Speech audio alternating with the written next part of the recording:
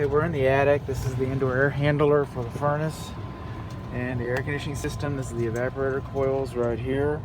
You'll notice this is the safety pan. There's no drainage here. The drainage is on the other side. That's where you'd have to go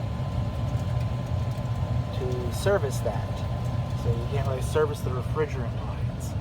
And this is the case. Try my other hand here.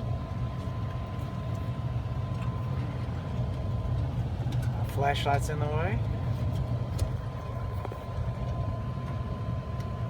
I bet you're losing a lot of conditioned air that you paid for is coming into the attic here. This is all loose.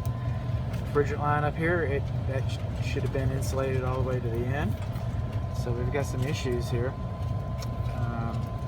and need some tidying up. And good luck again blowing out those lines.